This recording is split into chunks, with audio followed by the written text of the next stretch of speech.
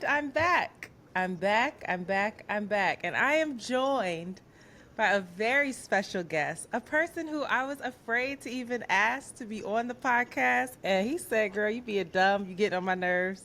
I don't even And know I was why. like, because, anyway, you know the voice, y'all. You hear Dustin Ross Don't there. He even is try it. Hi, joining me Antoinette. today.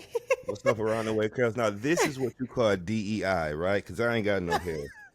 And what's the name of this podcast? Around the way, Curls. You understand what I'm saying? So we Listen, diversifying and including today. there That's you right. go. That's Yes, duality is the thing. You don't that's have right. listen. That's it. When Jazz came on here, she was like, Y'all gonna shame me for my wig." She keeps saying that, and she said, "I won't come back one because y'all gonna shame me." So, Dustin, you are here representing. If you don't know who Dustin is, then I don't know what rock you're living under. But let me introduce you to our esteemed guest. Too Okay. kind.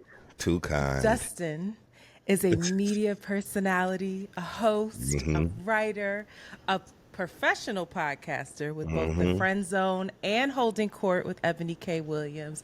And he is an all around amazing human being who is very kind, who is very generous, who is very thoughtful, Man, warm, and takes has one to know always one, just, Antoinette. aw, Thank you, always just girl. been a real one when it comes to me and everybody I've ever seen you around, in all honesty. I I was like, you appreciate that, my always know what love. it is with Dustin. Ain't no I fronting. appreciate that. That's right. Ain't no future in that front and shit. So no, we don't do that. We keep it real. And I thank you so much. Like I roll with you the long way, Antoinette. So I'm very happy to be here. Anything you ask me for, you already know the answer is yes. So Aw, yes, I would love to be here. I've been thank wanting to get over you. here anyway. I love y'all show. So I'm happy to be Aw, here. thank you. Hmm. Well, first off, I always want to start with, how are you doing? What's going on in Okay. your world? How are you feeling? You What's know, in up? spite of it all, you know what I'm saying? Sometimes your life is an uphill climb. This morning I ordered breakfast from McDonald's and they forgot the Canadian bacon on my egg McMuffin. So what's the point? That ain't nothing That but an wasn't. egg muffin. That's it. I need the Mick. Okay? You gotta put that Mick on my McMuffin. So in spite of it, I've been having a good day. You know what I'm saying? I'm doing all right today. Amen. I'm doing all right. How you Amen. doing? Heard you. I'm okay. Long day of work, Mm-hmm. but I found a parking spot. Hate alternate side park. I went out. I ran out. Found a parking spot within 2 minutes. That's because you So living God is right. good. You living right. God That's is what that good. means. That don't happen to I, everybody. Okay? no, it does not. Yeah, you Especially in living the right. flat of the bush. That's Okay. right. That's right. I also, y'all know that I'm a big fan of Oleo Lauren, and she is doing amazing stuff on her YouTube page. I had the pleasure of being on Olay and Friends again. I'm not sure when that comes out.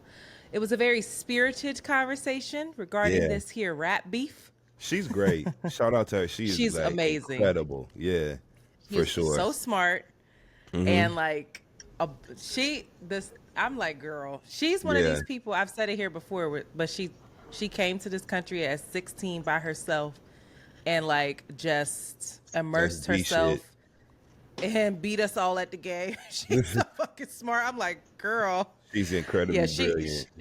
she is yeah, I want to see her platform just Hmm. skyrocket because she's a voice that we really need right now. For And sure. she knows how to research, she knows how to debunk a She's lot of the things that qualified. she's qualified. She's A law, qualified. she's She's qualified. That's informed. it. In a season where it's a lot of dumb people just turning on the mic, she is qualified, informed, legitimate, refreshing. Yes. And so that we need Yes. more of that, more people that literally know what they're talking about.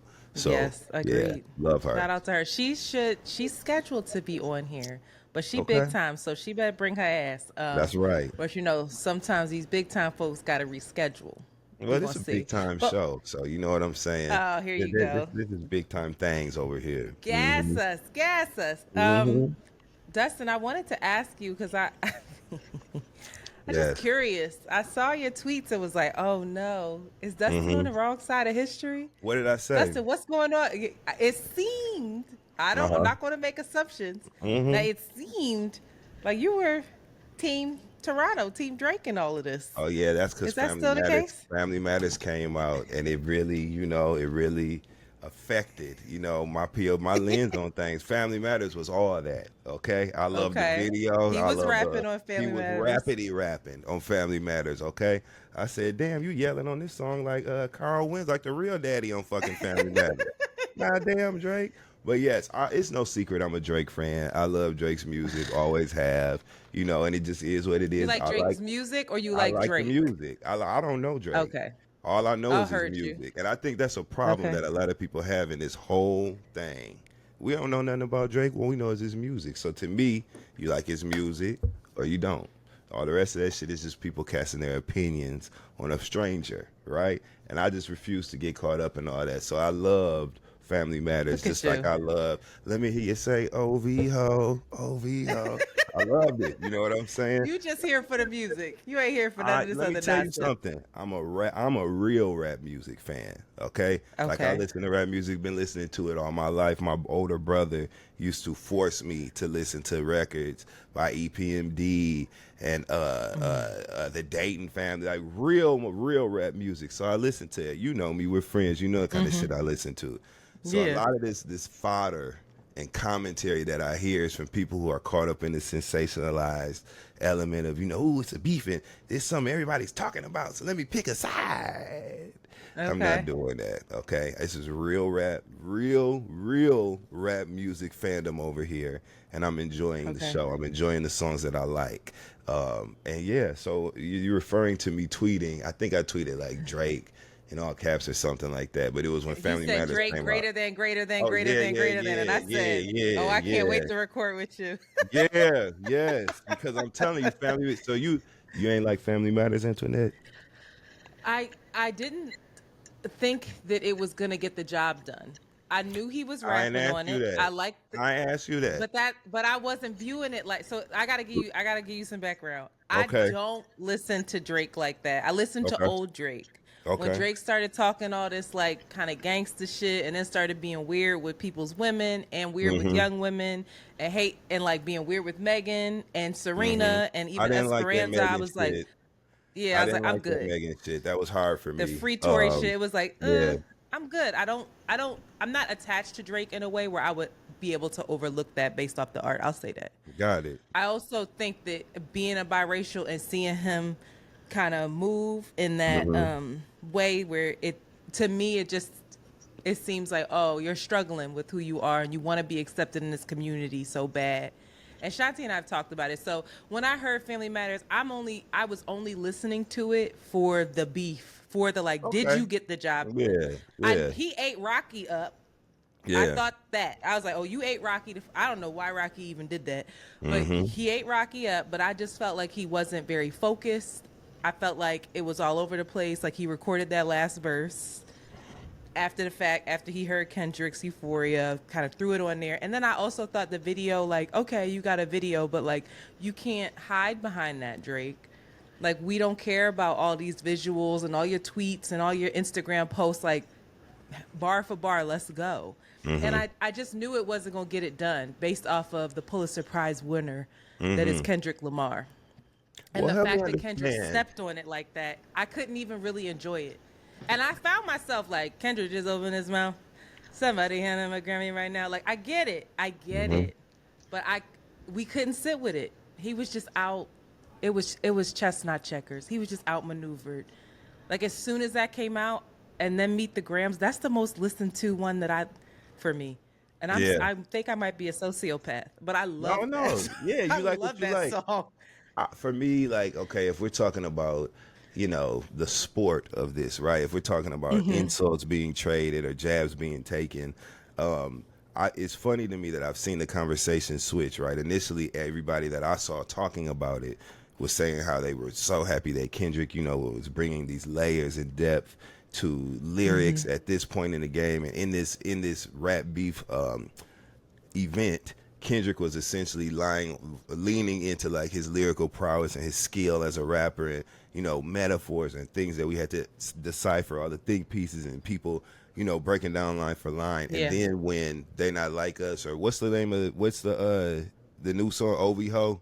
I Not, call it not OVO. like us. Not Like Us. Yeah, When not Not like Like us. Us came out, people were celebrating the fact that essentially like the bars were dumbed down, and they were saying like, now this we can get with because he's this just direct shots. I don't have to break anything down. And I thought that was very indicative of the state of a lot of these motherfuckers that are speaking openly about this rap beef that they so love. You don't even know and understand rap music. Why would you be celebrating a A dumb reduction, down. a Yeah. dumbing down of bars? So I just, for me, that's I why you don't even see I ain't consider really that a been dumbing talking down. shit. I haven't really I been saw. commenting on this online. I've been staying out of it because I feel like it's a lot of motherfuckers in our business right now that don't belong there. And I Oh, we just gonna don't want get to add into to the it. fray. Yeah. Pop Mm-hmm. culture, we gonna get into it because That's right. yeah. I I even the idea that it was dumbed down is strange to me because I'm like, it Mm-hmm. really wasn't. He gave you a whole history lesson over a bop ass beat, and y'all ain't even catch it. And there were still double entendres, triple entendres in that. Mm-hmm. That like because you're too busy dancing, Mm-hmm. you don't hear. And I think that's Kendrick. Kendrick wasn't just coming for Drake. He was coming for the culture that is Mm-hmm. reducing hip hop, reducing rap, reducing bars down to I just want to throw money in the strip club. Like he's like, okay, do that, but stay in that lane. Don't say Mm-hmm. you're the GOAT if that's what you do. So it was interesting. I want no more of it though. I'm Mm-hmm. done. You're Just give maxed us out into that. albums. Yeah, I'm beef. I'm done. Mm-hmm. Academics keeps hinting at the fact that there's more to come. I don't need it. I just want a Kendrick I hate album. I that think he's Drake even should go mentioned. away. I hate Thank academics is you. mentioned, and not by you. I just mean in this conversation in general He was the about him. winner. I hate that he is even being pushed to the forefront as if he is some oracle of hip hop, information and a hip hop historian. He's no such thing. He is a nigga that turns the mic on. That's it. And he's excited about seeing some people who don't even get me started, but it's just voices like his that crowd this space unnecessarily and take the fun out of it for me. You know what I'm saying? Yeah. These people are a large part of the reason why people feel so convicted to take a side. And, somebody tweeted me. Now, mind you, me and Fran, shout out to our sister Fran. Shout out to Me and Fran. Fran were discussing J Lo and Drake on the Friend Zone this week, and somebody didn't like or didn't agree with something that I had to say about Drake having more depth later in his career as far as like some of the subject matters that he would rap about. Right? I was speaking in jest, laughing with Fran. I do that a lot on our show. I say, Future is a Yeah. poet laureate. You know what I'm You're saying? right, Like of that's what course. we do. Somebody tweeted me like, "Oh well, that's crazy that Dustin would say that this week. And what if his sister got shot and somebody made fun of it on his like, whoa, ho, ho, whoa? You don't even The know this stakes. man. You don't even know me. This is too much because I'll beat your ass in real life. I'll never I know argue with you that's online. right. So like once things start going there, it discourages you from even participating in the discussion because people make this about them and it becomes Yeah, okay. personal for them as opposed to being a spectator of this rap sportsmanship that we're seeing right now. And that's the part that I Yeah. can't get with because I don't have that switch in me. You know what I'm saying? Heard I you. just can't be a part of it. I don't play in them corners of the internet. So that's discouraged me from participating in the conversation. But we can talk here though. Me and you can talk. Yeah. You know what I'm saying? Listen, I don't Yeah. I don't know if I have much more. I was curious. Well, one, I do want to shout out. I agree with you. I think Mhm. that the internet has gotten very interesting. Mhm. I think it's interesting too that when you are on a podcast or you are, sharing certain aspects of your life that people think that they know you in a very Yeah. particular way. And so they feel entitled to comment on things that you're just like, all right, hold up. Wait a minute. Like Are you the out your amount of goddamn people. mind? Like, Exactly. Exactly. It's like, all right, I try to be very PC in yeah, my approach to folks, but it's wearing thin. It's wearing yeah. thin where I'm like, oh no, am I going to have to tell somebody to get off my dick? Like, I don't want to You be that are. person. I see. I can't. I don't do none of that. You ain't never seen me arguing with a motherfucker online. That's not my Mm-mm. style. I don't. I just disengage completely. And so, but it gets That's what I tough when need you to see do. crazy shit like that, and you're like, yo. this is literally insane. You know what I mean? What the Yeah. fuck are you talking about? And why would you even make Yeah.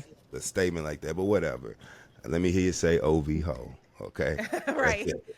I'm Yeah. curious. Well, one, I want to shout Kendrick out too. I think something, it's just, again, the strategy is beautiful. And I don't know if this is strategy or if this is Mm-hmm. really just his way of being.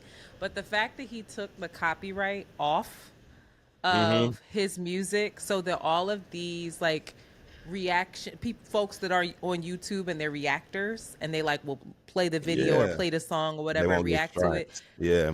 They are saying that they are making life-changing money Mm-hmm. from this. Life-changing. Like there was a dude, I saw a video where he was like tears in his eyes talking Mm-hmm. about the money that he is making and just profusely thanking Kendrick and being like, I've never had an artist do this. I've Yeah. never seen this much money. This is going to help my family out. And it just, again, it drives the narrative of like being for He's the the people's culture, champ. He's the planting food. people's champ right Right. now. He's on his Yeah. Keith Lee. That's what he's doing right now. Okay, he's on his Keith Lee, helping out the little people, and that's a beautiful thing to see. Yeah. Because you know, when it comes to music and art and intellectual properties and shit, ownership is really all you have. And so, if he's Hmm. sharing the value of that, you know, entity with all these people, so that everybody's eating, yes, he benefits because people are discussing Yeah. his work and it's being pushed. But Hmm. it's also helping other people out, and that's something that I can get behind. I like that. Yeah. Yeah, for Yeah. sure. Since you are like a rap historian, I Hmm. would love to know what is your favorite rap beef? Beef. You know me. I'm actually, okay. Let's give it to the ladies, right? Because you know me, Oh. I like to, if I feel, if I'm convicted about something, then I'm gonna hold on to it. I'm a very forgiving Okay. person, but if you did me wrong, flat out, is we gonna be forever, like Cardi said. So let's take it back to the basics. Trina and Kaya. Now that's two motherfuckers that Oh, hate each other. They hate each other. Do you hear me? And they've been hating that each other wasn't even since the on my '90s. radar. That's what I'm trying to tell you. That's how much they hate each other. They ain't even saying nothing no more. That's how they just Ooh, looking at just each that other now. energy. That's it. You know what I'm saying? So yeah, Trina and Kaya. If I have to pick a song, like my favorite song that came from Beef, again, I like the classics. Hit 'Em Up is the greatest diss record. That's Hmm. up there with No Vaseline. To me, that's like it's Yeah. one of the all time greats, and it's one of the first diss tracks that made you want to like. It makes you want to drive. It makes you want to Yeah. be in the club. It just feels. It evokes the spirit Have you of heard the mix of Hit no. 'Em Up and you haven't? No, I don't really get into all of that shit unless I'm at a club on a D. I don't want to like a mix. I want to enjoy a mix at a party and like the original. You understand what I'm Yeah, but saying? you, Yeah. Dustin, you I don't gotta need no. hear OV Ho No. and this mixed Okay. together. You really don't want to hear it? I hear Cause it. I hear I it. posted it. All right, hold up. Let me find it. Let me find it. This shit goes hard. I'm young. You better not ever go to cell block one. To any bitch that talk to him and they in love, just make sure you hide your little sister from him. They tell me Chubb's the only one that get your hand-me-downs. And party at the party playing with his nose now. And Baca got a weird case. Why is he around? Certified Mm, lover boy, certified It pedophiles. goes mm. perfectly.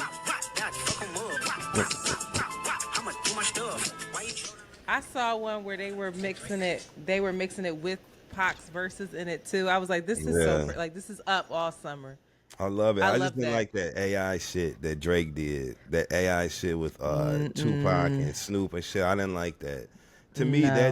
that again, maybe I'm just a purist. I like everything in its purest form. So I didn't want no AI generated shit. Get in the booth, say what you got to say, and give us original bars. Give us that.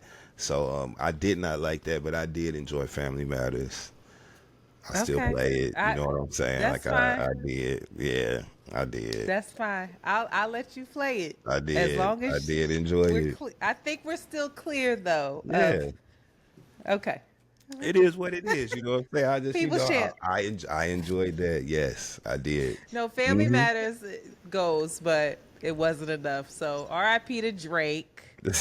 Uh, get well soon or not. In other news, y'all, please rate, subscribe, and share Around the Way Curls everywhere you go. Thank you. Shout out to the folks who have been doing that on IG and on Twitter. I see you. Really appreciate you. Yeah. Also, you could join us on Patreon if you want to see Dustin's fine ass sipping his tea with his Got to. chain Got and his to. Gotta hat do that. and his Gotta do full that. beard that connects. Gotta do Beautiful that. skin, Thank you, my smile, love. little See? smiles on him. Ooh, See? Look at this black woman saving the day. I told y'all I had a rough morning. She done turned my shit around. Thank you, my sister. Dustin, Okay? you know you fine. You already know it. Every time Thank you you, post, I'm boo. like, oh my God. That's you. That's all um, you. You should hear my cousins and shit when they see when you be on my IG or whatever. You should hear all my cousins. She's like, yo, D. I'm like, They think all my friends and- fine. oh wow. Hmm. See, well, you do have some fine friends. I know your Y'all friends. look good in a motherfucker. Look at y'all. Look at you. Oh shit. Thank you, King. Okay? Shit. That's right. But anyway, join us on Patreon if you are so interested. Shout out to the Yeah. new patrons: Courtney, Fabiola, Gerald. Y'all know I can't read. Adria, Adria. I apologize, sis. Rose, Onifade, Briscoe, and Price Tag the producer. Word. Shout out to y'all for joining us. And yeah, what time is it? I think we could take a break. Let's take a quick break for ads. I'll do my best, Shanti. After these messages, we'll be right back. Boop. All right. Oh, I love you. All I right. love you more. And shout out to my girl Eyes Shanti. Chantilly. She was like, you have Dustin?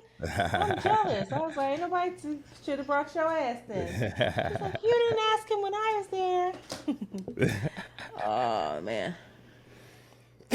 You good? You need any water or anything? Nope, I got Keep all going. that shit right here. Yep. All right. All right. And we are back. So, hot shit. Yeah. I just want to say that big shout out to the Culture LP. I know that we announced that we were going to see Home on Broadway May 29th with 7 of our Around the Way Curls listeners. Very excited about that, but they came back because those tickets were gone within maybe like an hour of us even releasing the episode. They have 50% off tickets now, y'all. So Super shout dope. out to Super Dope, courtesy of Culture LP, Black-owned business that is out here making sure that our asses are cultured and going to Broadway and seeing these shows. So shout out to them. But please check the link in the description if you are so interested in going to see Home on Broadway for 50% off tickets. I'll also have the description there for what Home is. It is a Black show.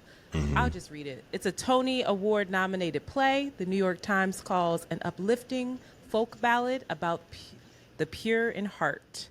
I don't know what that means, but it sounds amazing. It does. I So wanna we're going to see go it. check it out. Okay. Yeah. We've been to check it out, so make sure y'all check that out in our description. Our other hot shit is very exciting. I was scrolling on the internet or whatever, and I was like, and I had seen Dustin, and I was like, what is Dustin doing? And Dustin was doing a TED Talk, y'all. I was. An entire TED Talk. I said, oh my God, this You're so man is sweet. amazing. Thank No, you so really. much. So proud of you. Thank you, So Antoinette. proud of you, especially given, all the circumstances. I watched the TED Talk multiple times. That will Thank also you. be linked in the description of this episode. But the TED Talk starts with you Yeah. discussing. I did not know this, which makes sense as to why you and Jade get each other on a Yup, different yup, kind of level. Yep. I know exactly what you're about to say. Yeah, starts with you talking about being brought up as a Jehovah's Witness. And I was like, what? Yeah. Word? Yeah. And Yeah. well, I should say first what the title of the TED Talk is: How to Recognize Your Incredible Influence. And so you start there. You talk about feeling othered in your classroom. Yeah. And, friends have to go. I don't want to give it away, but, friends Yeah. have birthday parties. Parents come in. They celebrate. You have to leave the room. Like, there's all Yeah. these just things that you were not able to participate in, right? That's crazy. And That's how I this- learned how to cuss motherfuckers out. Because I For had real? time, you know what I'm saying? While they was in there partying shit, I was like, okay, if you say something to me, I'm gonna talk about your shoes. If you say something to me, I'm gonna get on that backpack strap that's dirty. If you say something, that's how I learned how to pick it out. But no, Shout out to Jehovah yeah, that's right. Thank you, making a way. Jehovah. Okay, yeah, okay. So, but your teacher, Mrs. Oglesby, Oglesby, right? yes, bless her Mrs. heart. Oglesby, bless her heart, Hmm. she recognized that you were feeling othered and provided you with some roles in the classroom that empowered you. And also, they were a pathway towards inclusion, That's which I right. thought it made me think about Abbott Elementary and how these teachers, you just never Yeah. know the Yep. influence that you have on a child. And then you Yep. move into, just influencers in general, how we view Hmm. influence now, how it's kind of a nasty word, Hmm. influencer, and how really, influencers are important in this day and age, given the fact that Absolutely. they actually, drive more business to businesses than For celebrities that sure. endorse products now, like all kinds of stuff. I didn't know that. Yeah. And then you talk about your greatest influences, Hmm. right? And now we're getting to the heart of the matter. And you Yeah. bring up your friends, Neff and Yeah. Frank. Yeah. Do you want to talk Absolutely. about that at all? Yeah, it's cool. You don't have to. Okay. Quick summary. Basically, just the past 2 years, I lost two of my best friends. One of whom I lost about 15 days before I did the TED Talk.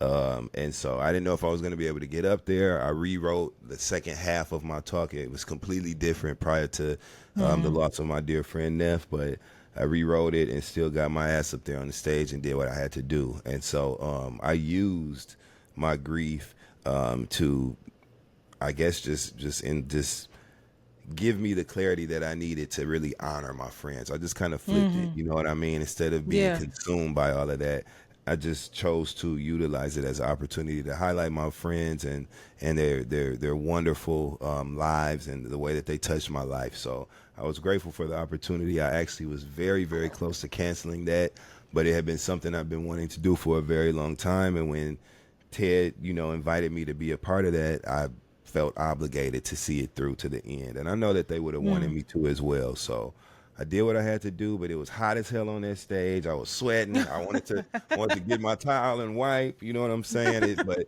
it was cool. And I'm really, really grateful that the TEDx Asbury Park team was so wonderful to work with, so accommodating, and so they just really made room for me and my schedule when it came to things changing, because we have been working on that event since late last year. So as things changed in my life and I had to rewrite the second half of my talk, they just were really, really supportive, and it was such a good thing. And another thing that made it so worthwhile was after I got down off the stage, there was a line of people who had been in the audience. I closed out the first half of the speakers, and so there was a line of people waiting outside who had experienced loss and just were moved by some of the words that I said. And so being able to connect, like, there was people I would never. One of the niggas had on he had on the one of them blue lives, that blue line going through the flag on his vest. He was like, Really? I just want to hug you. You really have changed my. I was like, okay, well, all walks of life, all walks of life. But I mean, it touched him. So I was very happy about that. And yeah, it was great. So thank you, Antoinette. That was a tough thing for Yeah. me to do, but damn it, I had to do it. So yeah, really That's grateful. amazing. And it's the themes in it is like, how your friends really taught you about community, support, Yeah. and love. Mm-hmm. Yep. And Made me I feel just seen, all of that. So Yeah, it's so important. And so I encourage everybody to go listen to Dustin's TED Talk. Again, the link will be in the description. It's amazing, and I know that they are proud of you. thank you. And Thank you so much, friend. I've been thinking about you Yeah. through all And of thank you, this. It Antoinette. has not been easy. So, of course, you are loved, friend. It's all good. All right, you want to get into this bullshit? Let's do it. Let's do it. Politics as usual. Mm-hmm. All right, y'all. Every week we start with an update on what is going on in Gaza. Mm-hmm. And so here we are. Israel has invaded Rafah, and it has rejected the ceasefire deal brokered by Egypt and Qatar that was agreed to by Hamas. And so, in this agreement, Hamas had agreed to release hostages based off of, I'm summarizing this, but based off of Israel not going through with its full ground invasion in Gaza. Israel said, nope. And they received a lot of backlash from many Israeli folks currently residing in Israel, but also support. So what is the significance of Rafah, right? Rafah is where 1.4 million people are sheltering, and I use sheltering with quotations, after their homes and infrastructure have been destroyed. It's the place where Israel said that it would be, quote unquote, safe, that they would not bomb, they would not invade. They have carried out airstrikes in Rafah.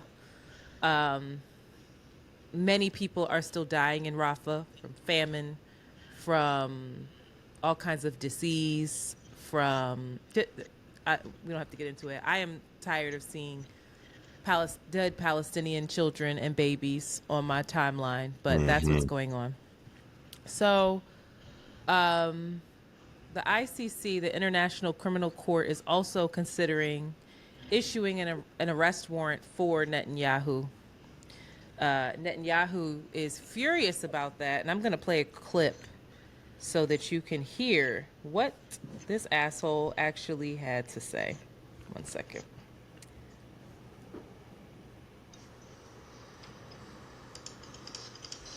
Branding Israel's leaders and soldiers as war criminals will pour jet fuel on the fires of anti-Semitism, those fires that are already raging on the campuses of America and across capitals around the world.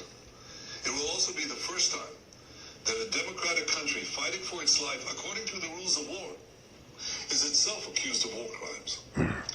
The Israeli army, the IDF, is one of the most moral militaries in the world. It takes endless measures to prevent civilian casualties, measures that no other army takes. It does so while fighting a terrorist enemy which uses its own civilians as human shields. You know the truth. The Middle East Eye reported that Netanyahu called hostage families to get them to lobby for the ICC to back down and not issue warrants. And Axios reported that Netanyahu issued a threat of sorts, saying he would punish the Palestinian Authority if warrants are issued. Israeli officials said, quote, it will consider the Palestinian Authority responsible and retaliate with strong action that could lead to its collapse. Note that the Palestinian Authority is the government in control in the West Bank, where Israel has been criticized for its illegal under international law settlements and the killing of Palestinians that may amount to war crimes, according to the ICC. So what we just heard is Netanyahu say Israel's fighting for their life, which I don't see evidence of that. We also have him saying that if there is an arrest warrant issued, he will retaliate against the West Bank, which has nothing to do with Gaza. And we also hear the reports, and that's from The Hill, bless you, baby, that he has also used the families of the hostages to actually lobby against him having an arrest warrant issued, instead of putting those families and their needs first by bringing home the hostages. He is having them work to protect him. The U.S. stance on this is that Biden has, I will not say fiercely, that's the headline, but I will not say that. He's come out and said that he is completely against Israel and their full-blown invasion of Rafah, their ground invasion. He is stalling weapons and the weapons that would be needed for that type of ground invasion. A lot of people feel like this is too little too late. Israel already has many weapons. Biden is arguing that most of them are for airstrikes, that they're not for this type of offensive ground invasion. We'll see. But this is all while the U.S. Defense Secretary Lloyd Austin also said we are absolutely committed to continuing to support Israel and its right to defend itself. So they're speaking out of both sides of their mouth. In addition, House Republican leaders have come out in fierce opposition of Netanyahu being brought up on criminal charges by the ICC, the International Criminal Court, and has basically likened that to the possibility of U.S. politicians or leaders being brought up on charges, which, guess what? Maybe you should be brought up on charges.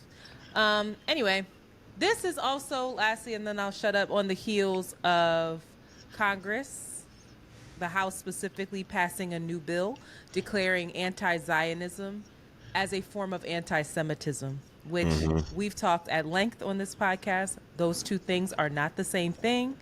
And the House approved a GOP led resolution that condemns anti-Semitism and formally declares anti-Zionism or opposition to the movement for a Jewish state of Israel as a form of anti-Semitism. This had Democrats very divided. Over 100 members of the party voted either no or present to the measure, but they were unable to block it. And lastly, more headless bodies are being uncovered from Al-Shifa Hospital, and Israel has also bulldozed 77 homes in the Palestinian Bedouin community, which is a nomadic community because their homes were taken. They live in the, I don't know how to say it, Negev desert. So this is not by Gaza. And their homes were bulldozed because this was a way to make space for a turnpike that has not yet been approved because the land is actually for Palestinians living there. What are your thoughts? Nothing. My thing is this: right is right and wrong is wrong. What we're seeing is absolutely reprehensible. It is inhumane, and it's very, very tough to watch.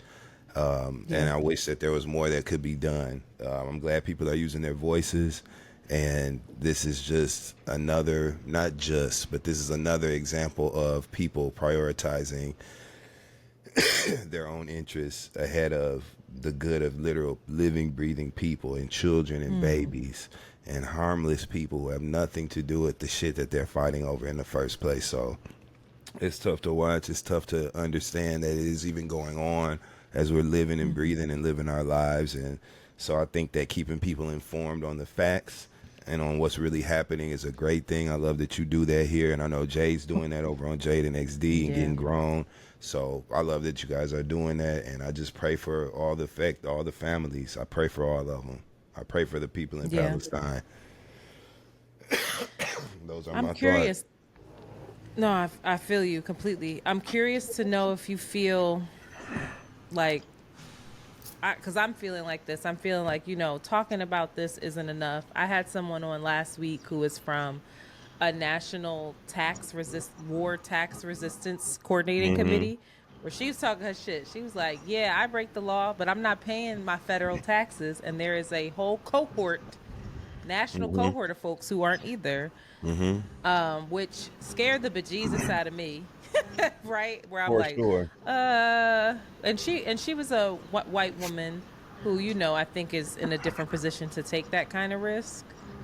But I'm assuming, I don't fucking know. But I guess when I'm seeing this, I just feel so unempowered. I just feel like nothing I'm doing is enough. All I'm doing is talking.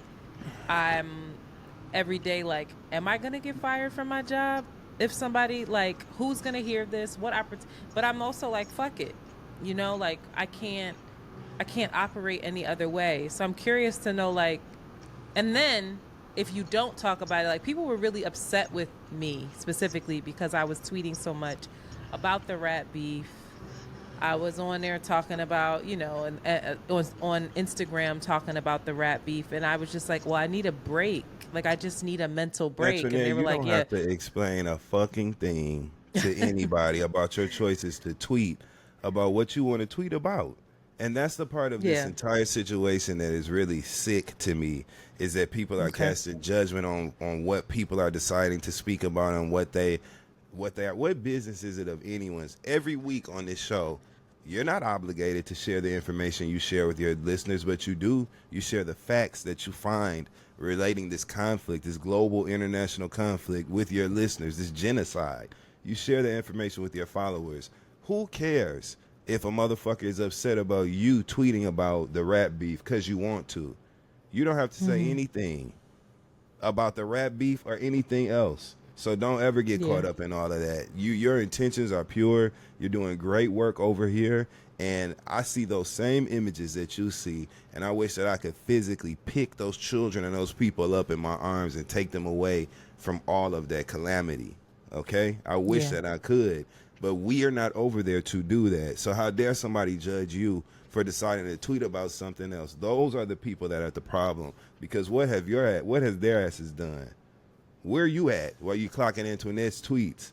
You know what I'm saying? I tune all of that noise. Yeah, that was my question. That do Tune you ever all feel that shit that out. that Okay?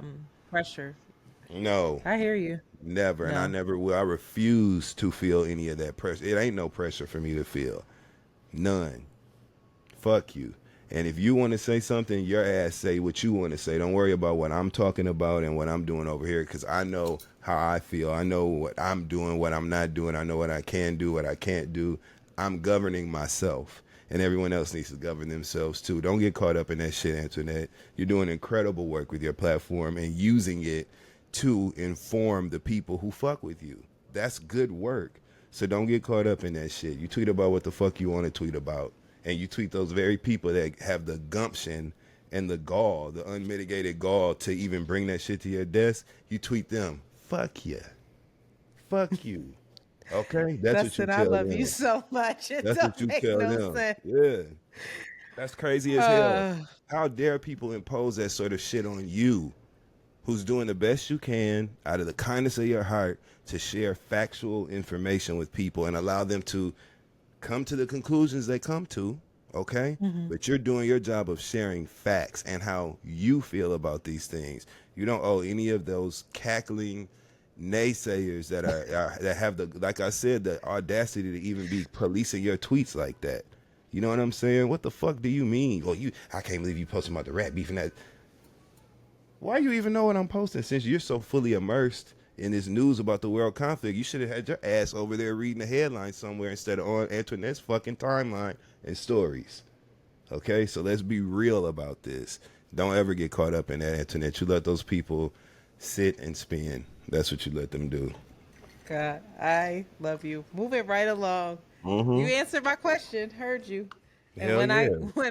when I get nervous, or not nervous, when I get upset, or people doing it, I swear to God, I'm gonna point it right to this timestamp. Yep. That's right. Point them Like, right listen to to it. what Dustin said.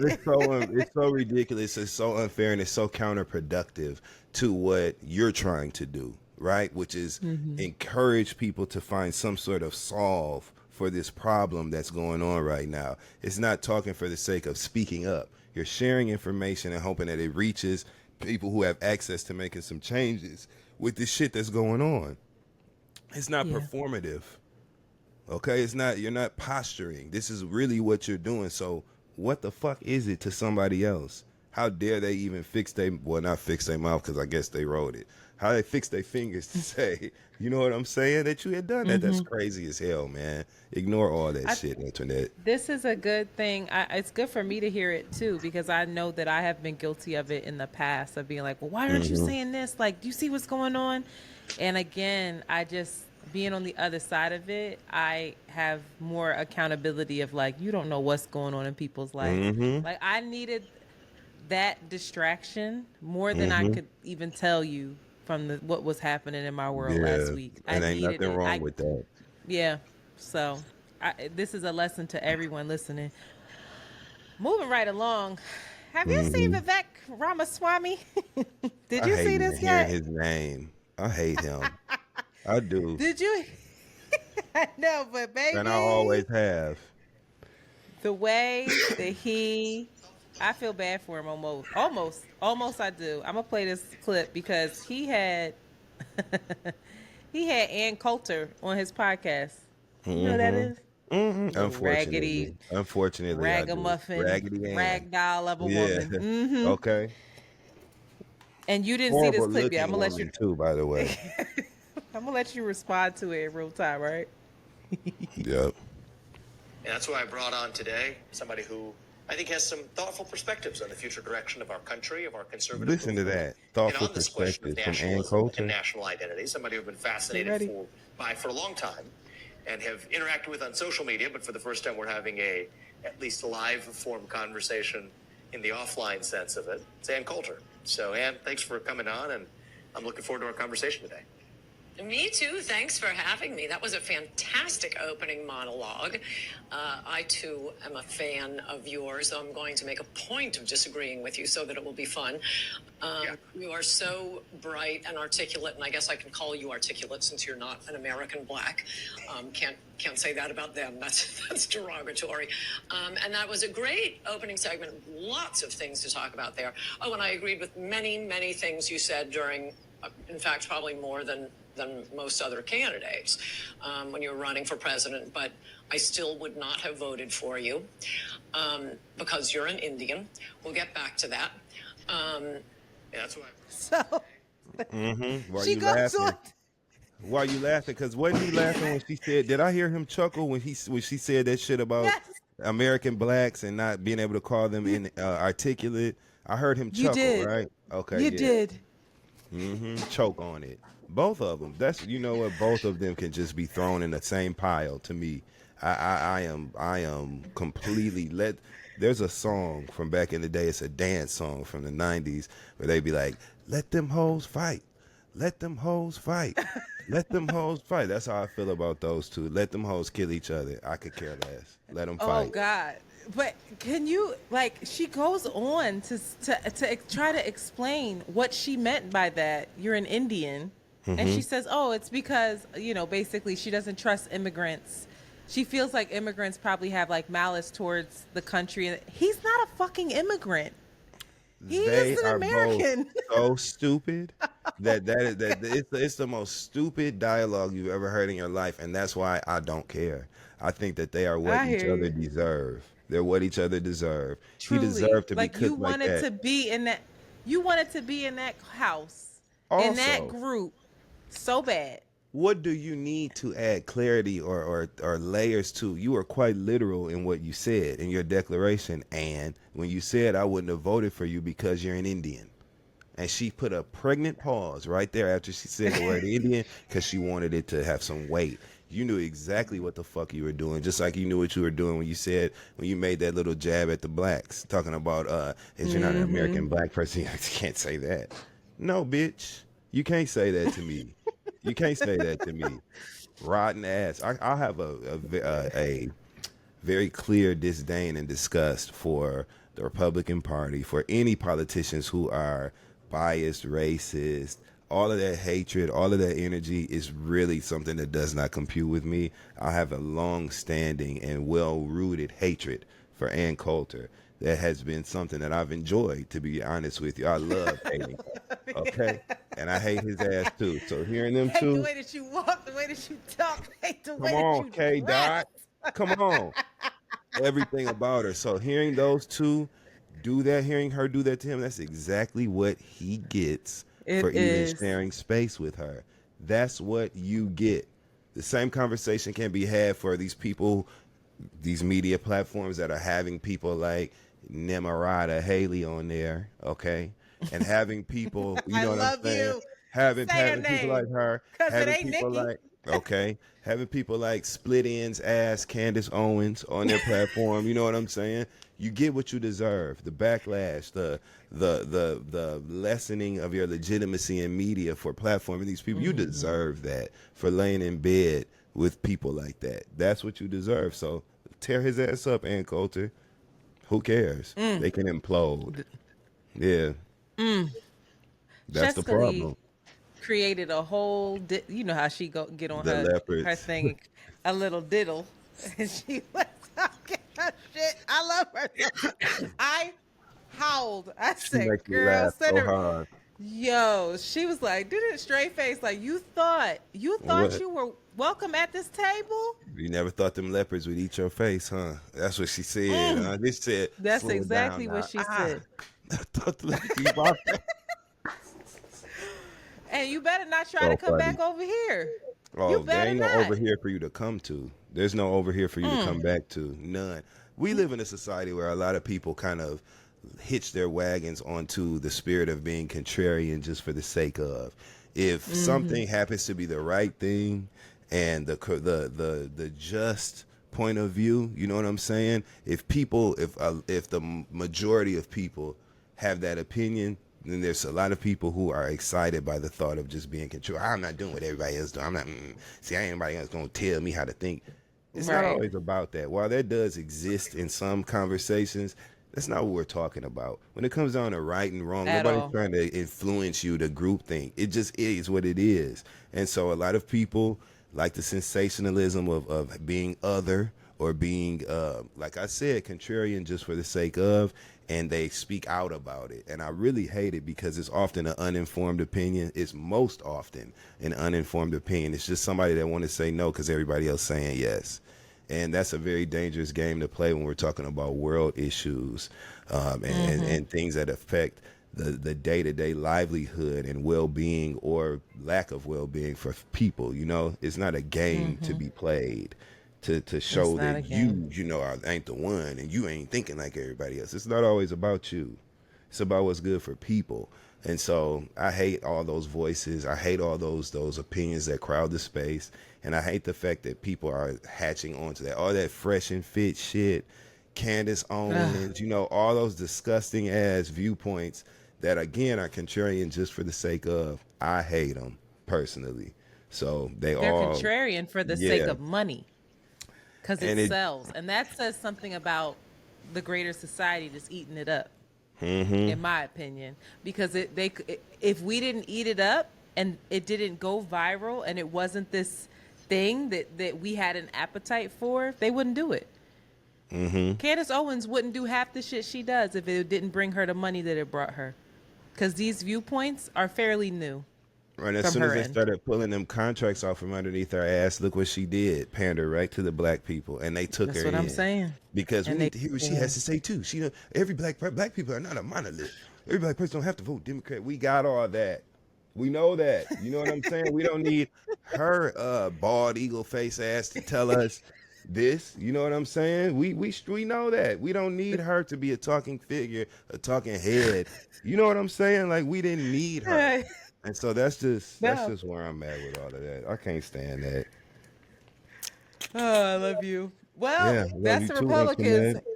Antoinette. We can't leave without talking about our governor, Kathy Hochul. You heard what she said, right? Let me just say it for the people that don't know, child. Kathy Hochul. All right, now. She said, now what we have is the money to build a phenomenal supercomputer that is going to be accessible to the researchers in New York. College students will attract more federal grants, and this is how we lay down the mark. No state has ever done this. In fact, I talk to a lot of other people who say, I wish my governor had thought of this first. I say, no, this is New York. We like to be first, with all due respect to you from other states. It's a sort of attitude. We will be the best. We will be the first. And I want others to follow because right now we have young black kids growing up in the Bronx who don't even know the word computer. They don't know. They don't know these things. It's not funny. And now she is saying she misspoke and she regrets it. I So bet you apparently fucking do. now Kathy thinks that black kids in the Bronx specifically do know the word computer, but they just don't have one. I guess my question to you is, the goal of the initiative, right, is to be more equitable, to make sure that these kids have access. But how can our leaders represent us if they mischaracterize and pity us in this way? Like, you literally didn't say that was, even if you misspoke, that was a Freudian slip, a Freudian fucking slips, Let's Kathy. talk about it. Let's talk about it. And Kathy ain't nothing but 4 letters away from Karen. Both of them are 5-letter white woman names, and they seem to be akin when it comes to perspectives and points of views. Now, I thought what she said was completely out of line. And as a person who spent 4 years working with middle schoolers in the South Bronx, okay, Talk about it. who I grew to, I had an immense amount of love for the students that I worked in. I was a program director for a nonprofit that focused on like technology arts, and my office was housed in a New York City middle school. So I was firsthand in relationship with these middle schoolers, and that's not the truth from what I saw. Those black children, those Spanish children, those Latin children, they did know what a motherfucking computer was, Kathy. They did know. How about you buy them one, since you're so concerned about whether or not they know what a computer is? Buy each student one. Buy them all everything that they need, Governor. Funnel the money into these schools that needs to be going there, so then you don't even think to say stupid ass shit like what you just said. And it was a Freudian slip. That's what they think about black kids, and that pisses me off. I don't like people maligning black children of any kind, but especially black disadvantaged children. That was a horrible, disgusting thing to say, and she deserved every day on her ass too. I'm talking about And belt as to they ass. should be. Do you hear me? As they should. They She should be. deserves it. Of course, she said she misspoke, cause she did. So it's crazy to me, but I hope that that is something that inspires those very young black children in the Bronx that she was talking about to get into to lawmaking and politics and legislation. Yes. Get into position. Since that's what the motherfuckers that are running the show think about y'all become the motherfuckers that's running the show. I hope that that inspires them, because people see things like that, and sometimes that's enough of a push to say, you know what, I'm running. I'm running for office. I'm figuring this out. Hopefully it inspires that, because that's just, it's no excuse. None. Yeah, and you can't represent a community that you don't understand, that you The fuck was pity. she talking about? You just can't. You can't. And I understand she's governor, and governor is, New York is people forget. New York City is real different from New York, the state now. And all you gotta New do York, is the drive state? 30 minutes. Okay. That's it. New York, the state, is similar to Pennsylvania. Philadelphia is real different from Pennsylvania. Some parts of Pennsylvania might as well be motherfucker Alabama. And I'm some from parts Michigan. baby, Hello. now you know. I'm from Michigan. You know. Detroit and Flint are very different from the rest of the state. There Rural you go. northern Michigan. Before I moved to New York, I worked with a labor union in Michigan, and we built a labor union for the child care providers, right? People who got the babysitting check. We fought to get them health care benefits and raises and regulate their pay, and we hooked them up. And in doing that work, Antoinette, we were in the most rural parts of Michigan, where the houses are 3 and 4 miles apart, cell phone not working. We're knocking on doors, getting called niggers, get off my property, all that shit. So that spirit of racism, and it is very close to these major cities that have progressive, residents, but the rest of the state just does not reflect that view. So yeah, New York is absolutely different from New York City. I gotta be honest. I'm starting to, and maybe I'm tripping, but the more and more we dig into this stuff, I'm like, and it's crazy that my mother is white, my father is black, but I'm like, does this separate but equal shit work? Like, maybe we should have just did that, because I'm just like, there's something about it that No, we can't get we're not. discouraged. It's I'm getting not, discouraged, Dustin. it's the people. It's not the idea. It's the people. It's the fucked up people in their fucked up, disgusting ways. You're not like that. Okay? So living in a world where people can exist cohesively and peacefully and respectfully with each other, that will work for you. That will work for me. We're not bad people. You know what I'm saying? We don't have ill will in our heart towards people who are not like us just because they're not like us. So we can operate and function in a world that is governed as such. It's not the idea, it's them fucked up people. And unfortunately, we just cannot stop taking whatever actions we can, making whatever choices we can to make the world that we want to live in. We have to make the Mm-hmm. choices we can. We have to put people in position when we can. And I'm not just talking about in political positions or positions of leadership, as it depends upon us. We got to hire black people. We have to employ other black people. We have to speak and take time and encourage black youth. You know what I'm saying? We have to do these things to create the world that we want to live in. We can't abandon the idea that that will work. It's not the idea, it's the people. So, you know. Well said. Well said. Yeah. I think we just have to. Somebody has said that we just got to wait for some folks to die off, and that's I morbid. like But natural causes, honey. Some people, Donald Trump, I'm waiting on natural causes. I just need it to hurry up. That's what we need. We need some stroke. We need some, we need natural causes. I don't want no harm, no foul. I want natural causes. Just take them remember on when out. he got COVID and everybody was like, I "For went to the real?" club that night. Me and my friends, we went to the club when that announcement was made because we thought it was on. I heard that ding dong, the witches, we heard all that. But unfortunately, Damn. All right. Well, things I'm going to mention, but we can't get into because we got to get into pop culture. A lot to talk about over there. But RFK Jr. and his brain. RFK Jr. is 70 years old. He has experienced severe memory loss and mental fog. A New York doctor, after reviewing a scan of his brain 10 years ago, told him that his health issues were caused by a worm that got into his brain and ate a portion of it and died. Around the same time, he suffered from mercury poisoning. And he also has grappled with AFib, which is an irregular heartbeat, for years. He currently has 7% of the vote for president. He is a COVID denier and an anti-vaxxer, among many other things. that's why all that shit But is when wrong with him. He should have got vaxxed. That's why all that shit is eating him alive. Nigga, you the main one need a motherfucking shot. You need the help.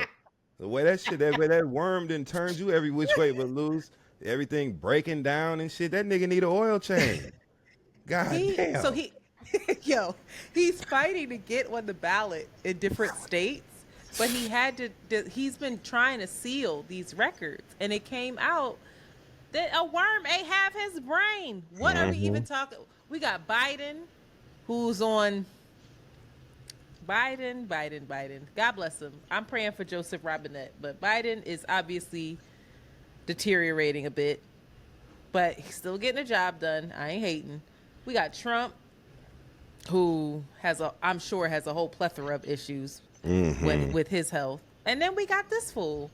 And Cornel West, poor Cornel West ain't getting any traction, even though he's the one that's making the most sense.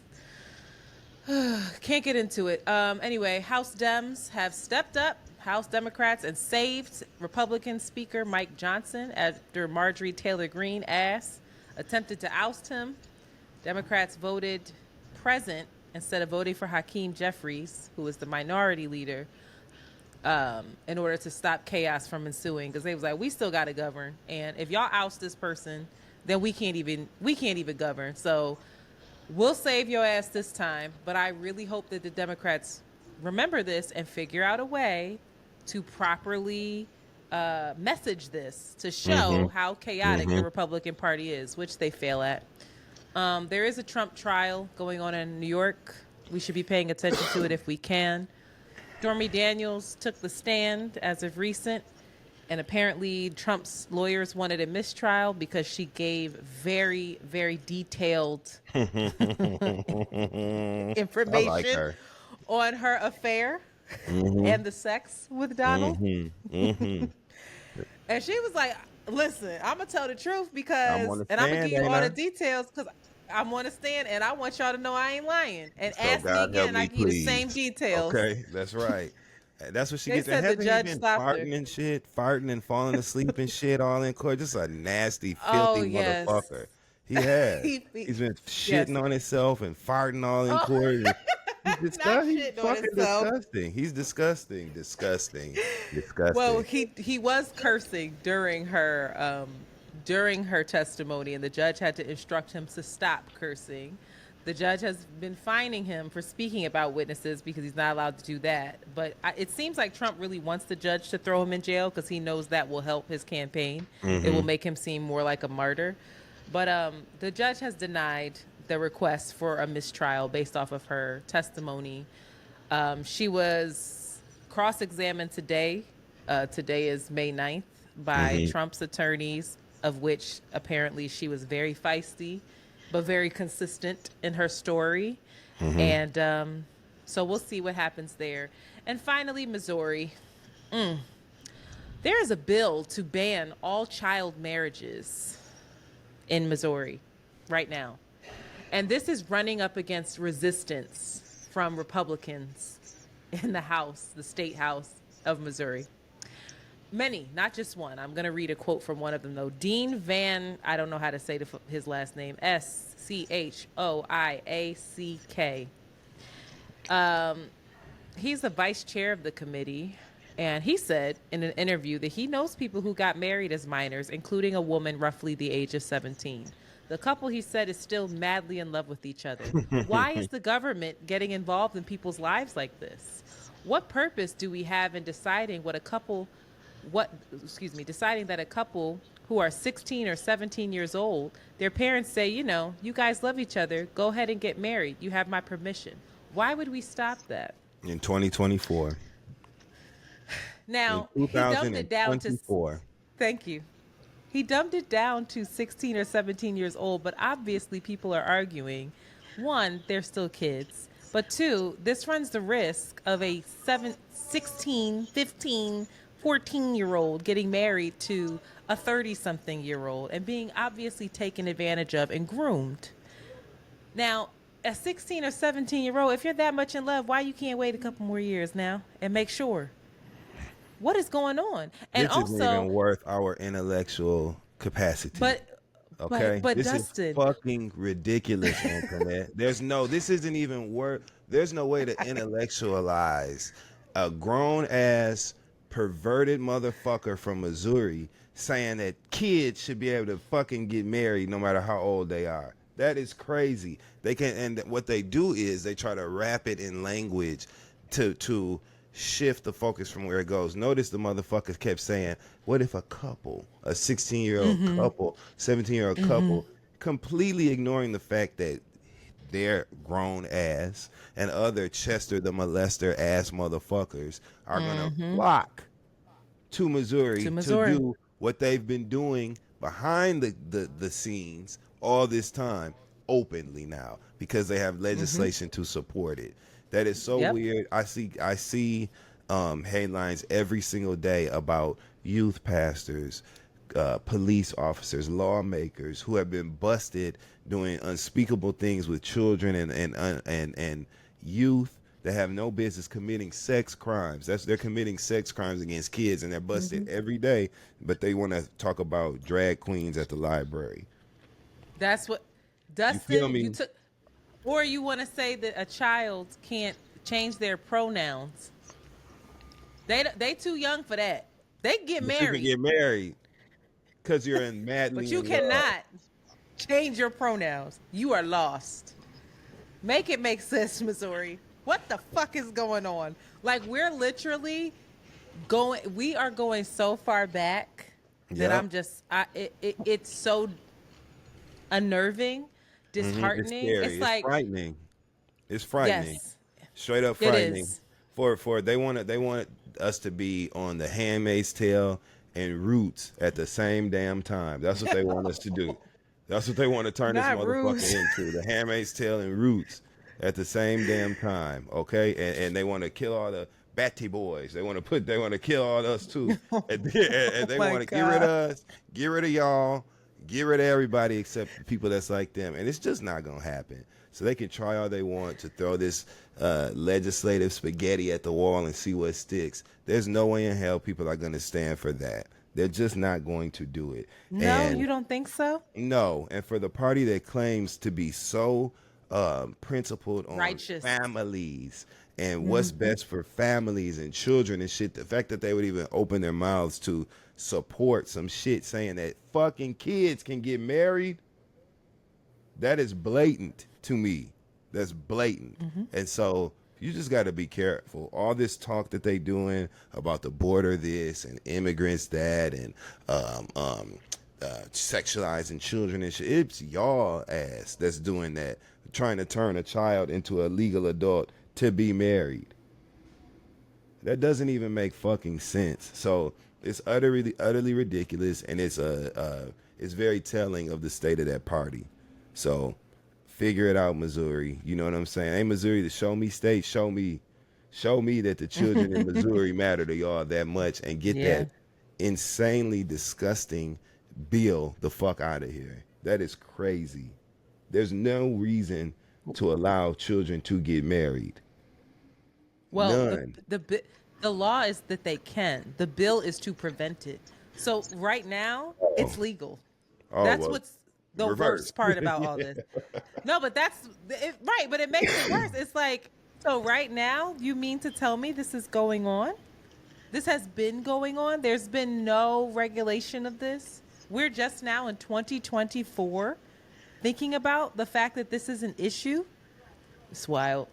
The Republican, and then people get on here and ask and tell me that the Republican Party and the Democratic Party are the same party, and I'm like, listen, when it comes to shit like this, no.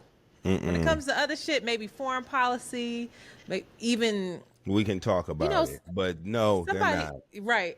Somebody today tweeted and said, because obviously Joe and Kamala used Kendrick's Euphoria for one of their campaign ads, right?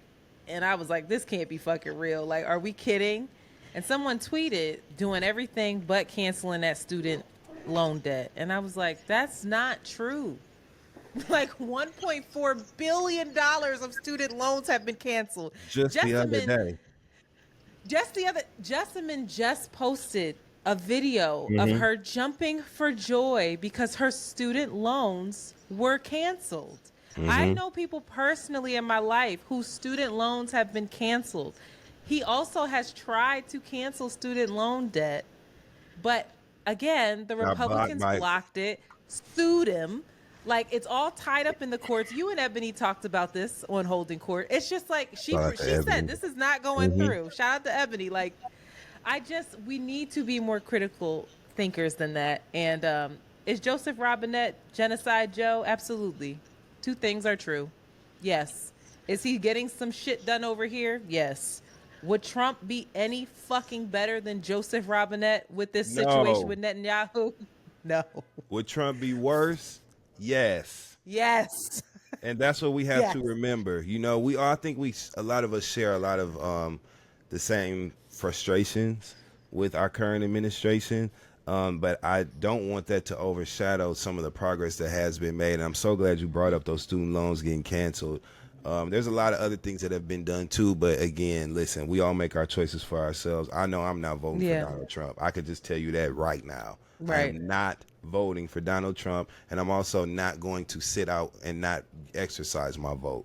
I'm going to do what I have to do. So, I just hope that these things that we're seeing, again, the sharding in church, in court, the sharding of Donald Trump in court. You're killing me. All of that stuff. I hope these things are encouraging people to understand what they have to do in November. You know what I'm saying? I really hope that that's what they're doing.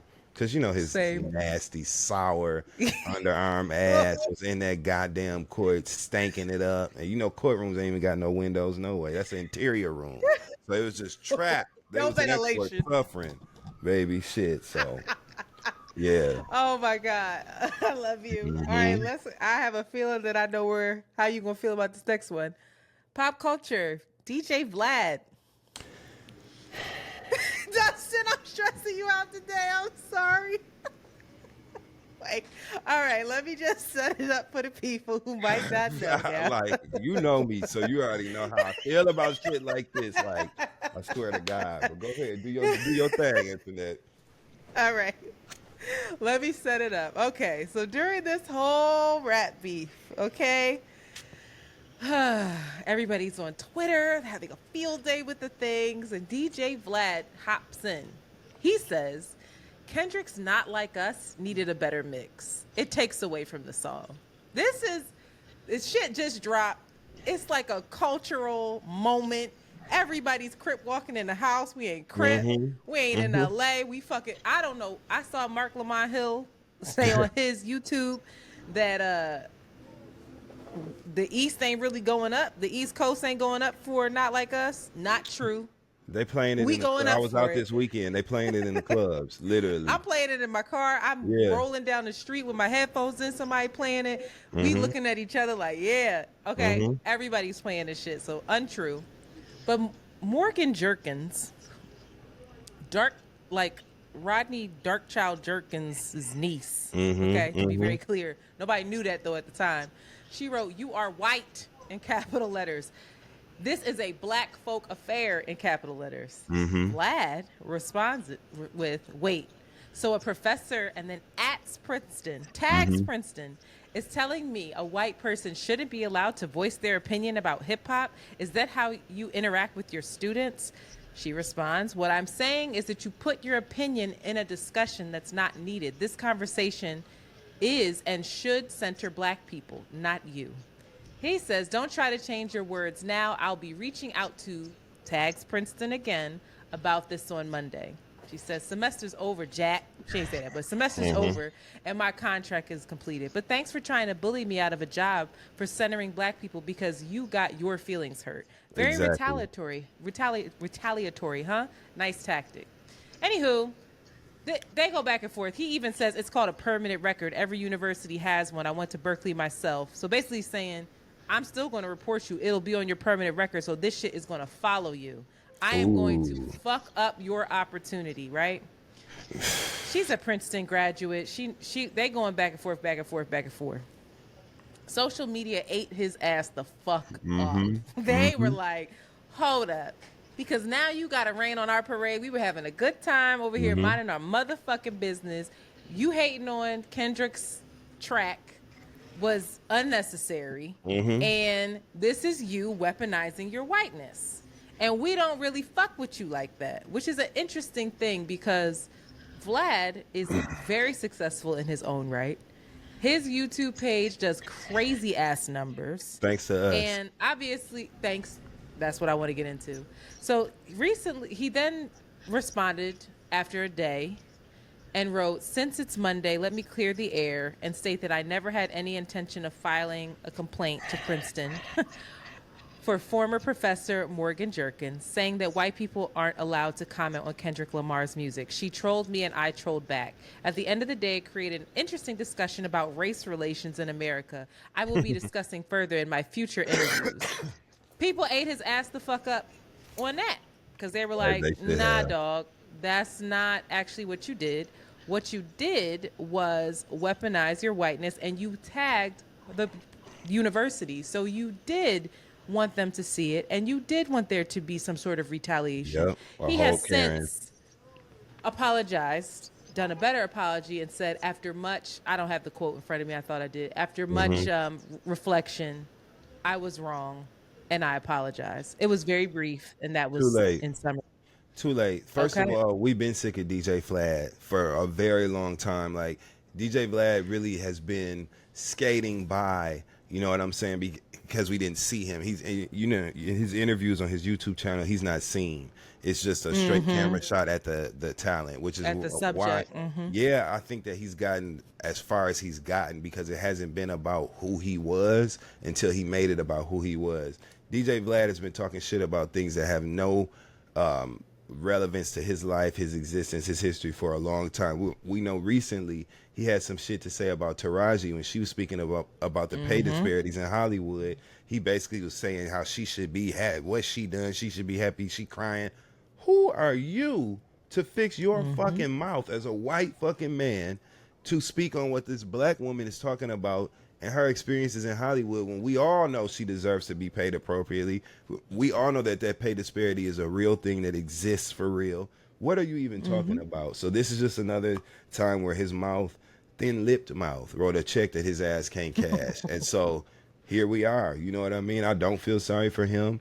I think it was the most caring thing ever in the world to do, to tag her employer and play those internet games. Mind you, she didn't say white people couldn't talk about it. She said you can't talk about it. You can't talk about it, DJ Vlad. So that was actually a lie that you said. And I don't have no room for none of this shit. I don't. I think that we need to just unplug from all the people that we feel we need to unplug from. So I'm not telling nobody don't watch DJ Vlad. I'm just not watching him. I'm not telling nobody don't watch DJ Academics. I'm just not watching them. You know what I'm saying? These are things that I refuse to give country. You know what I'm saying? I refuse to give it to them. So no, thank you.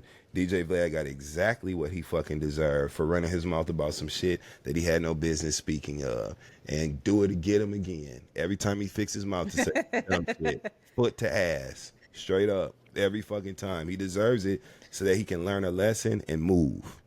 That's what we need him to do. Move out the way. Why you ain't had Reba in your chair? You know what I'm saying? Why you ain't interviewed? Not Reba.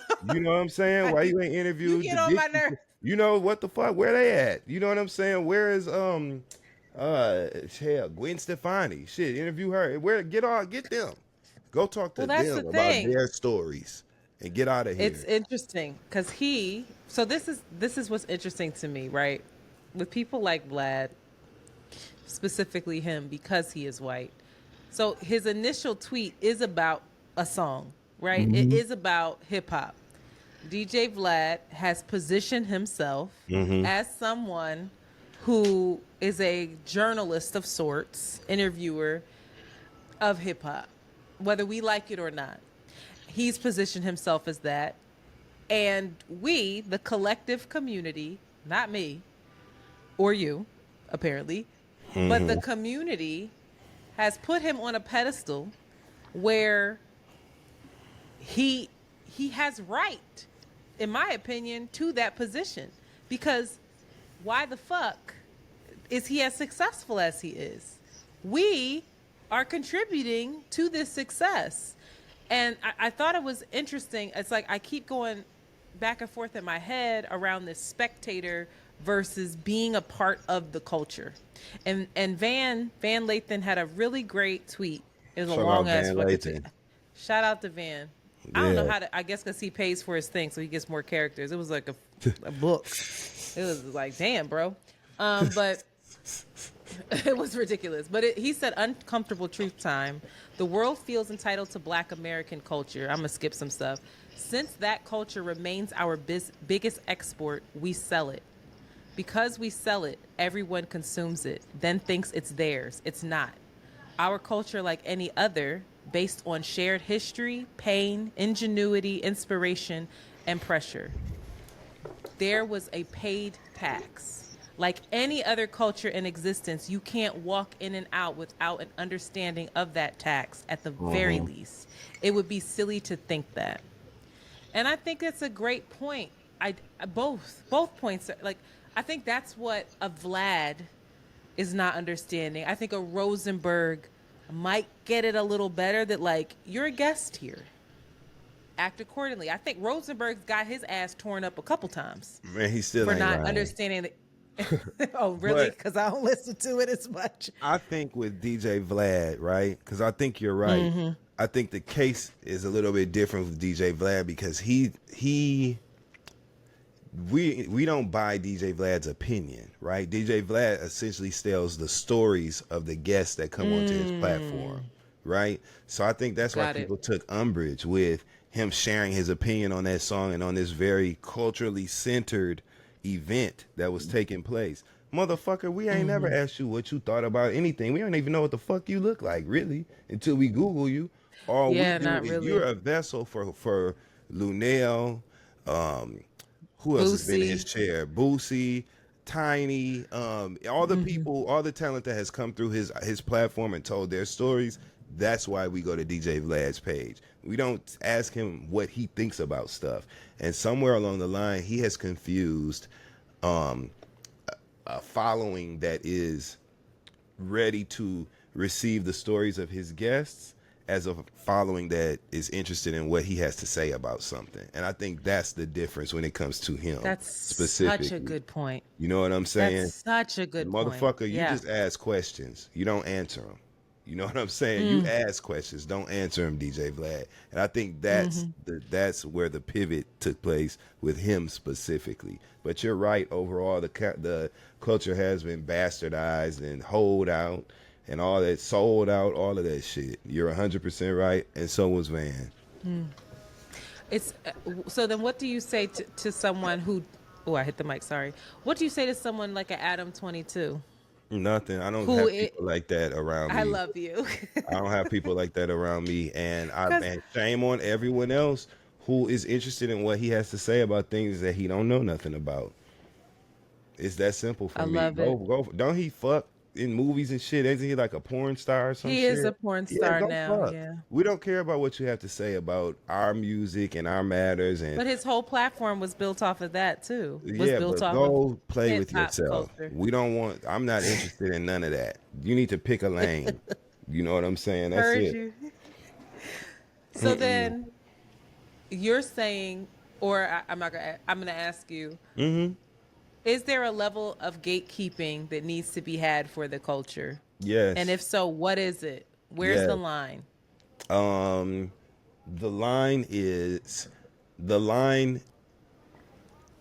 line exists and lives where an unethical overlap could exist. That's where the line is. Anytime you feel as if because of these reasons this person's contribution is not necessary, rap and hip hop culture, black culture is something that is essentially understood through experience, right? You got to be around black people to apparently I'm around some, you hear them sirens and shit. I fucking love you. Okay, Cut it my out. black ass. But you know, hey, I think that the line makes itself known whenever things just feel inappropriate and wrong. Because black culture and rap music culture, hip hop culture is something that we come to understand, like I said, through experience. If you haven't experienced it, you don't need to be opining about it. We don't need to hear what you don't need. You don't have a take, okay? Because you weren't there in the first damn place. And I think that's where the line exists, and that's where we can decide and determine who's a qualified voice and who's not. And that's a personal decision to make. We live in a free country, free world. These people have every right to create these platforms and do the things that they're doing. You know, I govern myself a little differently. I don't watch that. Who is that? The white girl with the bad attitude that's interviewing all the rappers right now. Oh, what's her name? I don't know. Her. I don't What's know. her name? I know who That's you're her talking. name. Who stole Marco's whole vibe, right? Like for real. But why is she only interviewing the black people? Why don't you get Taylor Swift? I don't Why follow you her. get Does Taylor- she interview them? Only time I've seen her, she's been with rappers or in a black Bobby space. Alfoff. Altoids or whatever her last name is. You know, shit. I saw her. She was in a club with, I think Sukiana or somebody, or you know, Oh she's my in different God. spaces. I don't ever see her at, you know, what do people? I don't see her at no bluegrass festivals. I don't see her interviewing the mamas and the papas and shit. You know what I'm saying? Like, just why are Yeah. you choosing? Why is it so intentional? You know, and Well, so we're because so- of that, Sorry. I don't watch her shit. So I think people just got to make the choices that work for them. I tune out a lot of stuff because I just don't want it in my ethos. I think you're right. And I think I always go back to that question of, you know, it's like when we see a white person doing a dance or doing shit that comes so natural and easy to a black person or brown person, and we see them do it and they might do it well, and we have to platform it and like celebrate it. And it's like we're so eager to to welcome people to this cookout. You know, it's like, oh wow, this person's X, Y, and Z, and then they just get to come without paying that tax, you know, without really understanding what it is to be in this community. And I mean, we see it with Michael Rappaport just because he was in a couple fucking Oh my God. Spike Lee films. He Oh thinks my he God. is allowed to speak on our behalf. Like, you see it where, when you give a little bit, Yep. You give they them a just hint, go they too snatch the fucking whole ruler far. out your hand. Yeah. Yeah. Now you're I the spokesperson for the black community. Right, and I don't understand that. I've people like Michael Rappaport, even some of the things Gary Owen has said. You know, Yes. I just again I tune out these voices because you just are out of place here. You just simply don't Yeah. belong in this conversation. And it's not by virtue of your whiteness; it's by virtue of your lack of experience and lack of education. Self-awareness. Yeah, Yeah. you're simply uninformed on what we're discussing right now. So that's it. Well, last one. Speaking of white folks, Macklemore. Okay. Yeah. Have you seen? See, energy changed, right? Like, okay. Now we mean, was no, mad at him that he yeah. won that Grammy. You know, we was like, the fuck. But I that was mad wasn't at his the fault. Grammys. I wasn't mad Right, at that wasn't his Macklemore. I was fault. mad at the Grammys. You know what I'm saying? That's the difference. So I speak for myself. I was mad at Adele for a little bit. She ain't had nothing to do with nothing. Ain't I was did nothing. pissed. She ain't did nothing. Adele was going to catch it from me twice because she also won Best New Artist against Jasmine, and I was pissed. I Oh was like, I don't fuck with yeah, that lady. for sure. Then I heard her music and was like, oh shit, I like her. She a little bit. jamming. But shout out to Jasmine because that even being nominated for Best New Artist, that's a once in a lifetime Grammy nomination. Mm-hmm. You have one shot to even be considered for that. So that's a very distinguished group to be a part of when you were nominated for Best New Artist. To me, that's like I don't make music or whatever, but to me, that's like the most special Grammy you can win. You literally only got one Like, shot out the to win that gate. motherfucker. Yeah. Yeah, like so. Out the gate, we're recognizing you. So it's good she was nominated, you know. Yeah. Even though, it was good she was nominated. I wish she would have won. Whatever. I wish she would have took that shit home. Yeah, I know. Macklemore. Yes. All right. So the Grammy that I'm referring to is when he won Best or Rap Album of the Year against Kendrick Lamar, which just was just Don't wrong. even sound right It was saying it. wrong. Yeah. It was wrong. And it was Very New Kid, wrong. Mad City, right? Yeah. It was, oh my God, it was a sin. And even he afterwards tweeted like, nah, I really think Kendrick should have won.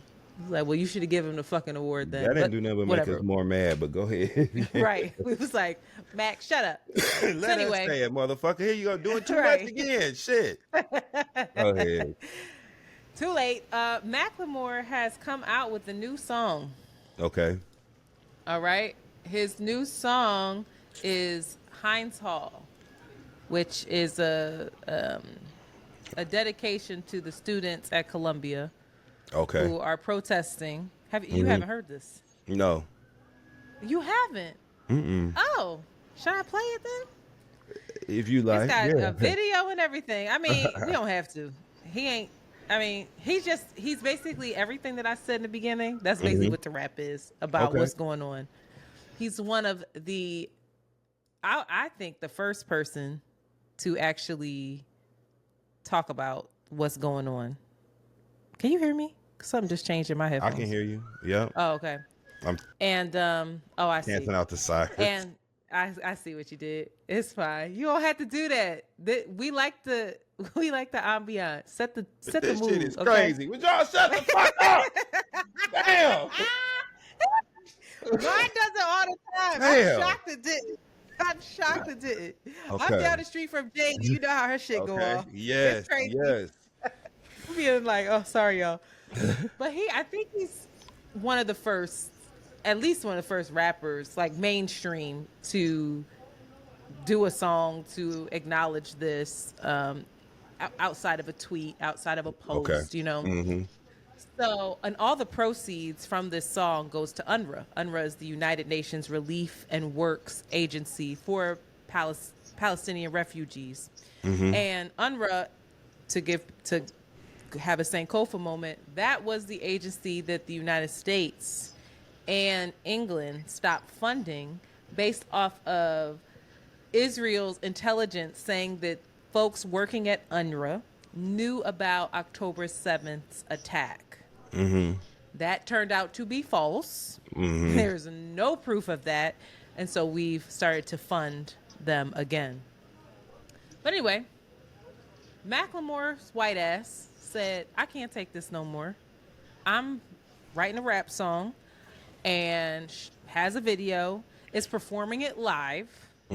While he's performing it live, he just did it for the first time. He has the entire crowd screaming "Free Palestine." And it is in white spaces, really catching fire, in black spaces as well, and helping to ignite this movement, this resistance movement.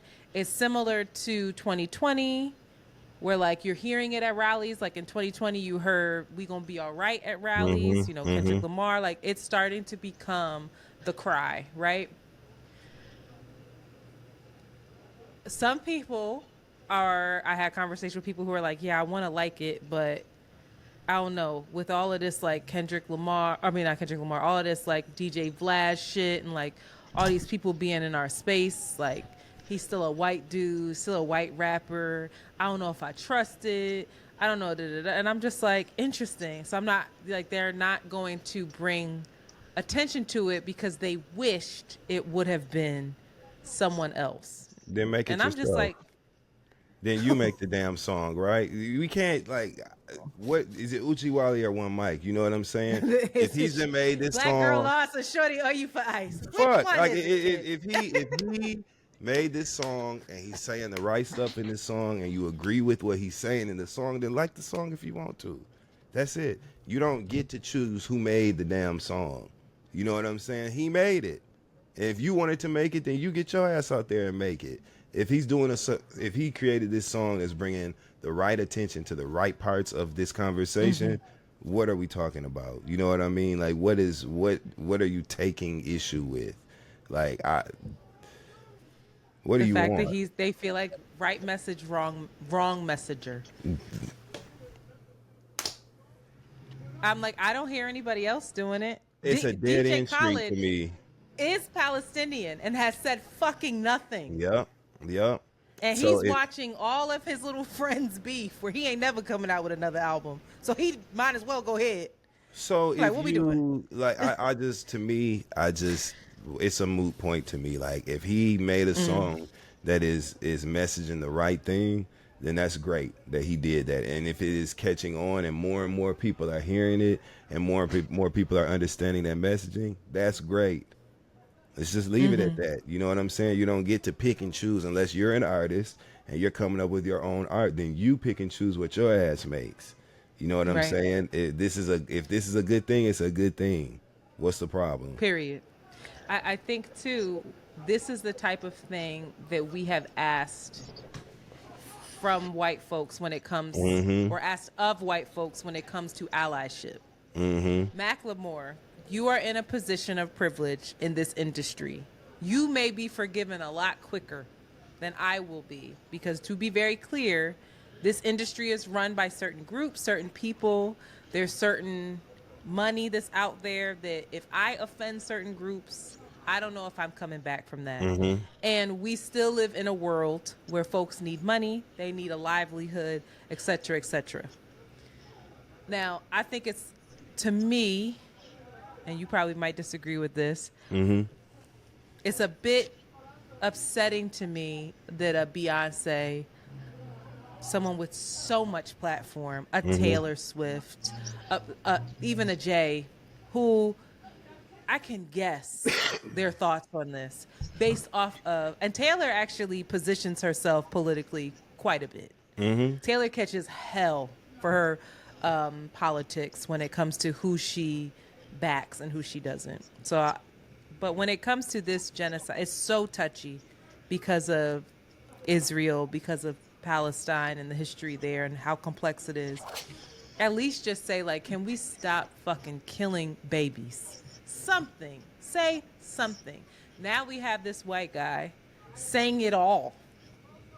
And we're still uncomfortable. And it's like, I can understand, and people might be pissed with me, but I can understand how a white ally or a white person trying to be an ally doesn't know what to do, right? It's like, and at that point, I think that's where they have to listen to that Dustin in their head and say, I'm going to do what's right, fuck it. I'm going to do what's right with what feels good in my soul.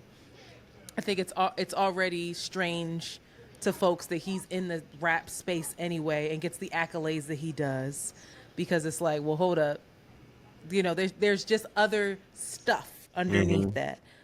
But this specific project, it's like, I can't be mad. He's not even keeping this money. Sure, will it benefit him? Maybe. Will it hurt him? Maybe. We don't know. But this is what he wanted to do, and I'm not going to hate on him for it. So Yeah, me either. And I'm also not going to hate on the other black artists that haven't made a statement as strong as he has, because to me that's unfair to them. What he's doing has nothing to do with what anybody else is or is not doing, especially artists like Beyonce and Jay-Z, who do so much work to help Behind the black scenes. people. Mind you, this ain't even a black issue that we're talking about, right? But we're talking about what the think about it. But we're talking about what the black American people are not doing and saying, because this white American talent decided to make such a clear and blatant statement. I don't think that's fair. I also think it's unfair to minimize, like, again, all the work that these other artists are doing in ways that are very impactful and beneficial to the lives of many, many people all over the world, not just here. So hearing them say one statement, when you're doing real work, you know what I'm saying? And when you're really making change, I think that is more deserving of the focus, right? Especially when the lens or the eye is only on them because this artist decided to do something. To me, it's unfair to say, okay, well, now what y'all gonna do since he did this? You know what I'm saying? I just don't think that's fair. And I also don't want to sully or stain the moment that is happening with his song by making a comparative analysis as to what everybody else is doing. Let that song cook. If he's saying what needs to be said in that song, and it's doing what it needs to do, let's just celebrate that and allow it to do what it needs to do. To me, it doesn't need to then say, okay, but so now, well, why your ass ain't doing it? You ain't, well, what? No. If he said it, that's great. And good for him that he said that, and I'm glad that it's connecting with people on a level where it's gaining popularity and gaining steam and helping people to have a different perspective on this issue. I think that's great personally. And that's just where I'm leaving it. I really appreciate your perspective on this, because it's giving me some things to think about in terms of how I attempt to hold people accountable. And it is from a place of a lot of assumption. And I'm checking that in myself. The only pushback, and not really pushback, I think the only thing that I have a hard time understanding is like that this isn't a black issue. And it's like, you know, genocide is a human issue. And if they'll do it to Palestinians, they're going to do it to black folks. Right. And there is a very deep connection between black folks here and Palestinians and brown folks there because of the history, because of just liberation movements in general being so rooted in, if you're not free, then I'm not free. Because all of this is white supremacy, all of this is capitalism, and they view me the same way they view you. So we have to have each other's back. You know, I agree 100%. I think that my mention of that was connected to the use of the word allyship. And I think that's where I was making the distinction between the two. But I agree 150% with everything that you just said. It is akin to, and in the same vein of, harmful practices and behaviors against black people. It's the same exact thing. So I agree with you as well. Yeah. Dustin, you are such a gem. That's I you. so enjoyed That's talking you. to you. I know. You I have don't no want to hang idea. up. I know. I know. I mean, I really don't. I have rapid fire questions for you. You gotta Okay, answer let's these do rapid it. fire Let's questions. do it. Okay. So this is just a list that Shanti and I came up with. This is a very old list. It needs to be updated. This is like at least 4 years old, but this is the list. And so you have like we're gonna say I'm gonna say one thing or another thing, and you can't say both. You can't explain. Just choose it. Okay. All right. I got you. All right. Ready? Let's go. Malcolm or Martin? Martin. Generational wealth. No, I'm thinking about Martin, the TV show. I'm obsessed with you.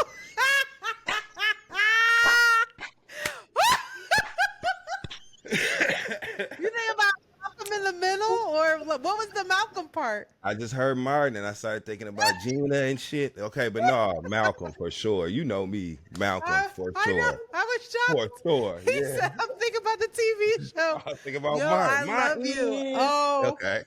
My bad. Malcolm. no, you're.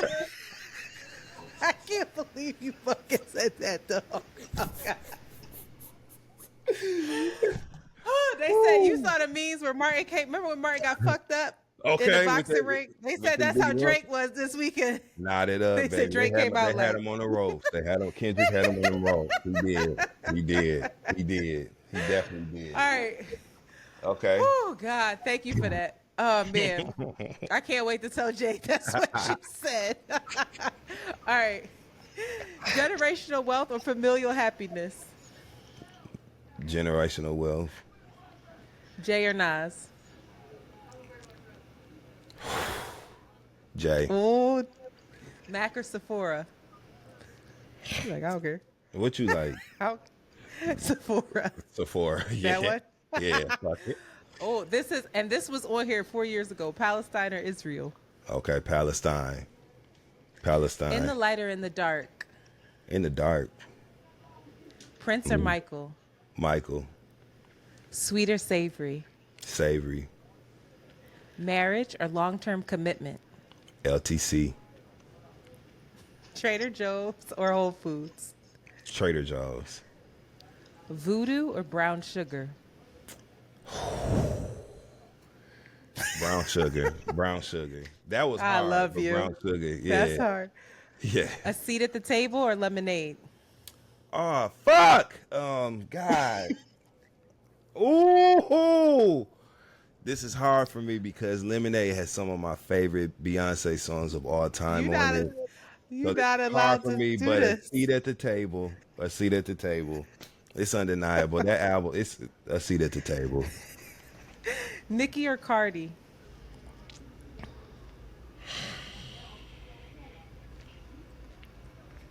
We taking long.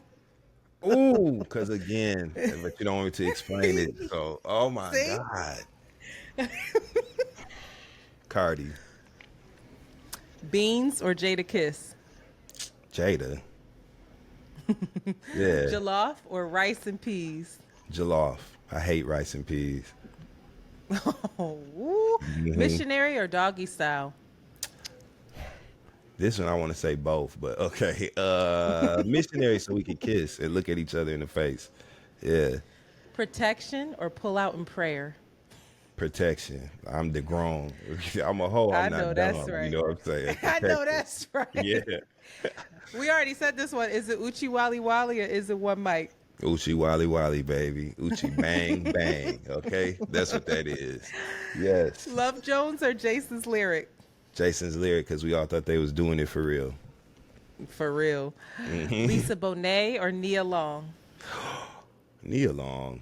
She outlasted her. Nia Long. But Lisa Bonet was the original cool girl. Yeah. Nuck If You Buck or Annie Up?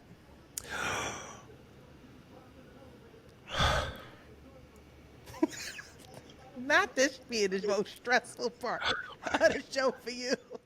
Annie up. Annie up. Annie up. Okay.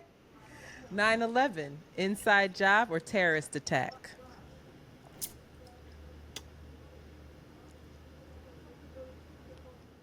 Terrorist attack. Rihanna or Beyonce? Mary J. Blige. What the fuck? I can't stand you. Biggie or Pac? Biggie. Future or Gucci Mane? Future. And I love Gucci Teddy Mane. Riley? These are hard for me. I'm shocked. Teddy or Babyface? Teddy Riley. Teddy Riley. Erica or Jill? Erica. Brandy or Monica? Monica. Angela Davis or Angela Rye? Angela Bassett.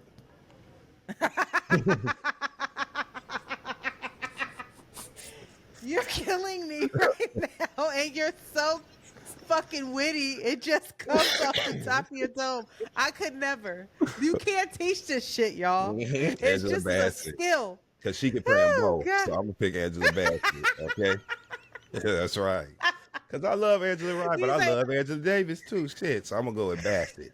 All right, that's these it. are intangibles, complete Mhm. intangibles. I love you. Okay.